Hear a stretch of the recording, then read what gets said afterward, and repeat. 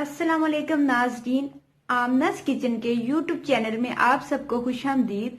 कैसे हैं आप सब लोग? मैं उम्मीद करती हूँ आप सब खैरियत से होंगे। अगर आप मेरे चैनल पे नए हैं तो मेरे चैनल को सब्सक्राइब कीजिए, बेल आइकॉन का बटन प्रेस कर दीजिए। वीडियो अच्छी लगे तो लाइक का बटन प्रेस कर दीजिए और वीडियो को ज्यादा से ज्यादा अपने दोस्तों और अपने रिलेटिव्स में शेयर करें ताकि मेरी वीडियो सबसे पहले आपको जल्दी जल्दी मिल सके। बिस्मिल्लाहिर्रहमानिर्रहीम। आज मैं आपको बनाना सिखा रही हूँ K&N's कोफ्ते, जो कि बहुत मज़ेदार बनते हैं और मुझे बहुत ज़्यादा फरमाइश आई थी कि आप हमें ये बनाना सिखाएं। तो चलिए हम इसको बनाना स्टार्ट करते हैं। आप वीडियो को शुरू से लेकर लास्ट तक ज़रूर देखिएगा ताकि आपको पता चल सके कि कैसे बने। कोफ्ते बनाने के लिए हमें किन किन इंग्रेडिएंट की ज़रूरत है। तो सबसे पहले मैंने हाफ के जी बोनलेस चिकन लिया है और उसको मैंने अच्छा सा सिरका लगा के वॉश करके ड्राई कर लिया है। बिल्कुल आपने इस तरह से आधा घंटा रख देना है किसी स्ट्रेनर में डाल के ताकि वो अच्छा सा ड्राई हो जाए। इसके साथ मैंने एक बड़े साइज़ का प्याज लिया, उसको मैंने ग्राइंडर जग में डाल के उसको अच्छा सा ग्राइंड कर लिया। उसका जो पतला पानी था वो मैंने वेस्ट कर दिया और ये पल्पी सा मैंने पेस्ट रख लिया है। इसके साथ मेरे पास एक फूल लहसुन के है, उसको मैंने छील के, ये मेरे पास तकरीबन 7 से 8 जवे लहसुन के और एक अदर लीमू है। ड्राई इंग्रेडिएंट्स में हमें क्या क्या मसाले चाहिए, तो मैंने 1 टेबलस्पून तिक्का मसाला लिया है, हाफ टी स्पून मैंने कुटी लाल मिर्च ली है, गरम मसाला हाफ टी स्पून लिया है, धनिया पाउडर हाफ टी स्पून लिया है, नमक हाफ टी स्पून लिया है, अदरक का पाउडर मैंने हाफ टी स्पून लिया और हाफ टी स्पून ही मैंने सूखी लाल मिर्च लिया। ये हम जो तमाम मसाले हैं ये डाल के हम जो है वो जो है कोफ्तों का मटेरियल तैयार कर लेंगे। और अब जो कोफ्तों का मसाला बनाना है उसके इंग्रेडिएंट्स आप लोग नोट कर लें। आपने 3 अदद हरी मिर्चें भी कोफ्तों के मसाले में ऐड करनी है। कोफ्तों का मसाला बनाने के लिए हमें किन किन इंग्रेडिएंट की ज़रूरत है, तो मैंने 2 दरमियाने साइज़ के प्याज लिए हैं, उनको मैंने छोटा छोटा काट लिया है। 2 ही मैंने टमाटर लिए हैं, इनको भी मैंने गोल गोल काट लिया है। हरी मिर्च मैंने एक अदद लिया है, 4 से 5 जवे मैंने लहसुन के लिए हैं। इसके साथ मेरे पास 4 टेबलस्पून दही है, कोई भी आप घर की इस्तेमाल कर सकते हैं या बाजार की। ड्राई मसालों में जो मेरे पास इंग्रेडिएंट्स है उसमें मेरे पास हाफ टी स्पून कुटी लाल मिर्च है, हाफ टी स्पून गरम मसाला है, हाफ टी स्पून नमक है, हल्दी पाउडर हाफ टी स्पून है, खुश्क धनिया हाफ टी स्पून है, दादड़ मिर्च मेरे पास हाफ टी स्पून है और 4 गोल मिर्चें और 1 बड़ी इलायची, 2 लौंग और 2 दालचीनी के छोटे छोटे टुकड़े ये मैंने लिए हैं। सबसे पहले हम कोफ्तों का मटेरियल तैयार करेंगे और फिर हम बाद में मसाला तैयार करके फिर कोफ्तों को उसके अंदर ऐड करेंगे। ये गार्निशिंग करने के लिए लास्ट में मैंने चीज़ें ली हैं। तो चलिए अब हम कोफ्तों का मसाला रेडी करते हैं और बाद में हम जो है वो इसका मसाला तैयार करेंगे। और एक और टिप मैं आपको बताती चलूँ, जब हम कोफ्ते फ्राई कर लेंगे तो उसी ऑयल में हम प्याज़ों को फ्राई करेंगे और ये जो दूसरे इंग्रेडिएंट्स हैं वो तमाम हम ग्राइंडर जग में ग्राइंड करके जब प्याज अच्छे से फ्राई हो जाएंगे तो उसको भी उसके अंदर ग्राइंड कर लेंगे ताकि जो हमारा मसाला है कोफ्तों का वो बहुत बारीक और टेस्टी बने।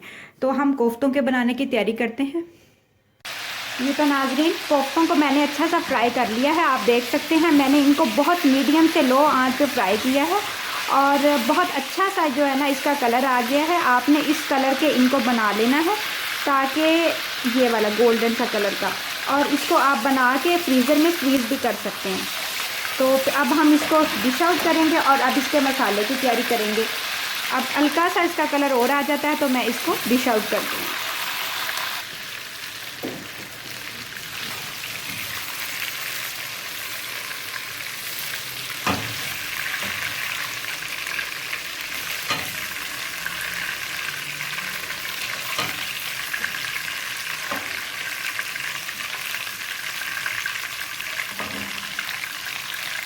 जी तो नाज़रीन अब हम इसका मसाला तैयार करते हैं। तो इसी ऑयल में जो मैंने कोफ्तों के लिए जिसमें फ्राई किया उसमें मैं प्याज,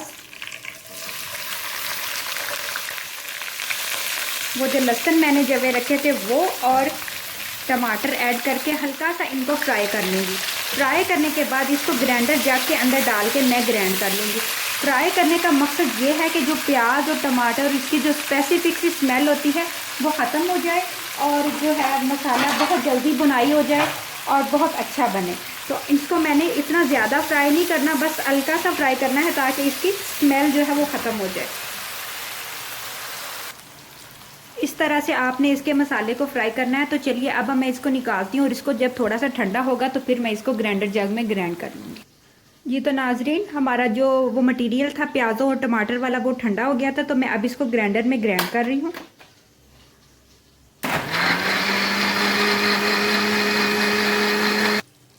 जी तो नाजरीन, ये हमारा जो ग्राइंड किया हुआ मसाला था वो मैं तमाम उसी ऑयल में जिसमें मैंने प्याज़ों को और टमाटर को फ्राई किया था पहले, जिसमें कोफ्ते फ्राई किए थे, उसके अंदर डाल के अच्छा सा जो है ना ग्रेवी को बना लूँगी। इसके साथ ही मैंने जो तमाम स्पाइसेस जो मैंने अलहदा से आपको बताए थे, जो मैंने इसमें शामिल करने के लिए मसाला बनाने के लिए डाले थे, वो डाल रही हूँ। अब मैंने कोफ्तों में उतना मसाला ऐड किया जितना कोफ्तों को ज़रूरत थी, और इसमें भी मैं उतना मसाला ऐड करूँगी जितने मसाले को ज़रूरत थी। फिर ये दोनों इकट्ठे होके स्पाइसी सा मसाला बन जाएंगे। अगर आप कोफ्तों में भी बेतहाशा मसाला डाल देंगे और मसाले में भी डाल देंगे तो वो बहुत ओवर हो जाएगा। तो चलिए अब हम इसको अच्छे से मसाले को कुक करते हैं।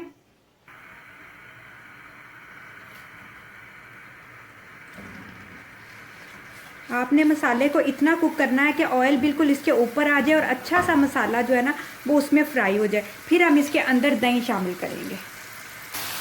ये तो नाजरीन आप देख सकते हैं कि मसाला हमारा बहुत अच्छा सा जिसका कलर है वो बारीक हो गया है, फ्राई हो गया है और इसका ऑयल भी बाहर आना शुरू हो गया है। तो इस स्टेज पे मैंने जो फेंटी हुई दही तकरीबन 4 टेबल स्पून रखी थी वो इसमें ऐड कर दूंगी।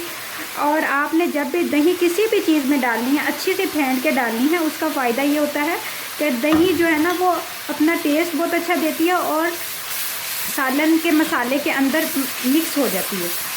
जो लोग दही को फेंटे बगैर डालते हैं वो सालन के अंदर वो दही उसी तरह ही रहती है और वो टेस्ट भी अच्छा नहीं आता।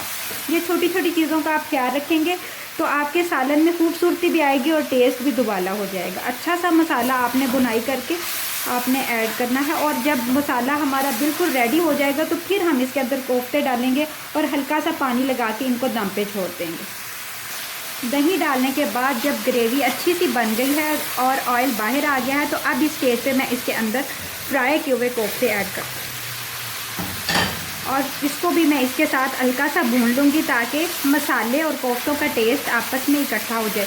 हल्का सा बुनाई करने के बाद मैं इसके अंदर तकरीबन 2 या 3 टेबल स्पून पानी ऐड करूँगी ताकि कोफ्ते भी अपना जो मसाला उसके अंदर जज़ब कर लें, मसाले का टेस्ट, और मसाला भी कोफ्तों का टेस्ट अच्छा सा इसके अंदर जज़ब कर ले।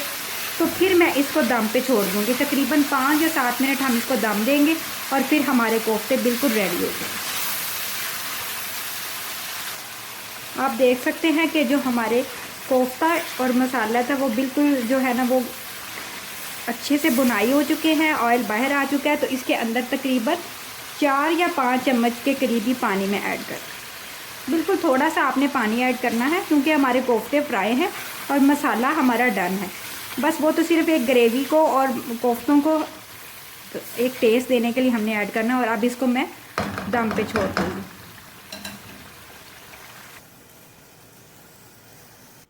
जी तो नाजरीन तकरीबन 5 या 7 मिनट हो चुके हैं। अब हमारे कोफ्तों को अच्छा सा दम आ चुका है और कोफ्ते बिल्कुल रेडी हो चुके हैं।